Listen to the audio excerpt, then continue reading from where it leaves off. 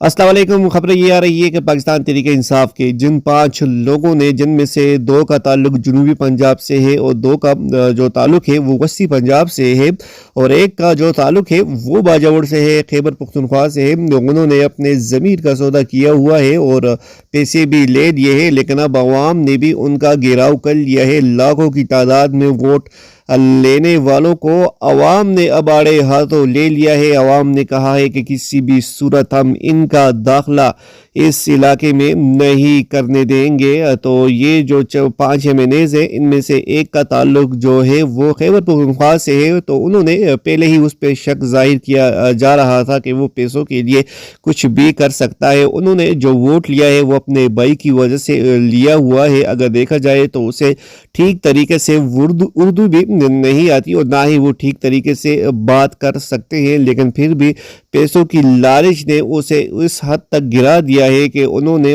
اپنے بھائی کا سودا کر دیا ہے۔ ان کے بھائی کا جو سودا ہے وہ انہوں نے کچھ کروڑوں میں کر دیا ہے۔ تو اب لوگوں کا خیال ہے کہ اب ہم انہیں باجوڑ کی سرزمین پر نہیں چھوڑیں گے، اور لوگوں نے ان کے گھر کے پاس انہوں نے دھرنا بھی لگا دیا ہے اور گھر والوں کو بھی یہ الٹیمیٹم دے دیا ہے کہ آپ ایسا کریں، اس علاقے سے نکل جائے، باجوڑ سے نکل جائے۔ ہم نے آپ کو جو ووٹ دیا تھا وہ ہم نے آپ کے بیٹے کو پیسوں کے بدلے نہیں دیا تھا کہ آپ کا بیٹا یہاں سے ووٹ لے کر نیچے چلا جائے اور ہمیں وہاں پہ شرمندگی کا سامنا کرنا پڑے۔ تو اب وہاں پہ ان کا رہنا مشکل ہو گیا ہے۔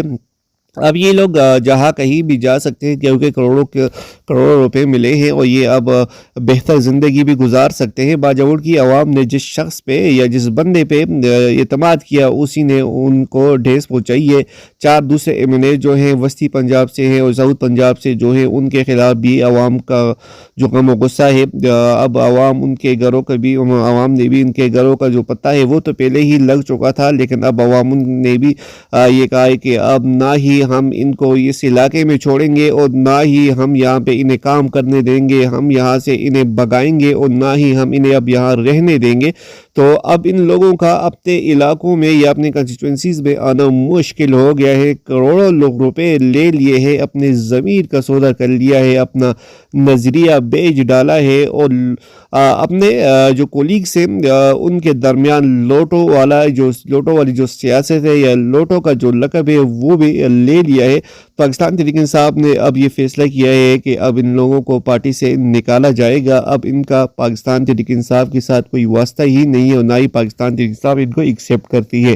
زین قریشی کے حوالے سے یہ خبریں آ رہی ہے کہ زین قریشی اب چاہ رہے ہیں کہ وہ فارورڈ بلاک پاکستان تحریک کے اندر بنا لے، لیکن ایسا ہونا مشکل ہے۔ کپتان جس پہ بھی ہاتھ رکھتا ہے تو وہی سونا ہو جاتا ہے، اور جو کپتان کے خلاف جاتا ہے تو وہ سونے سے زیرو بن جاتا ہے۔ تو زین قریشی اگر یہ کام کرے گا تو ان کے جو والد کی قربانیاں ہیں وہ ان کو بھی ان کے ساتھ بھی غداری کرے گا، اور پاکستان تحریک انصاف کے قائد عمران خان اس سے پہلے بھی بڑوں کو وہ سبق سکھا چکے ہیں۔ علیم خان اور جہانگیر ترین جیسے لوگ جنہوں نے کپتان کے لیے قربانیاں دی، جنہوں نے کپتان کے لیے سب کچھ کیا، لیکن جب انہوں نے کپتان کے ساتھ بغاوت کرنے کی کوشش کی تو کپتان نے انہیں بھی سائیڈ لائن لگایا، اور آج ان کا جو سیاسی کیریئر ہے وہ تباہ ہو کر رہ گیا ہے۔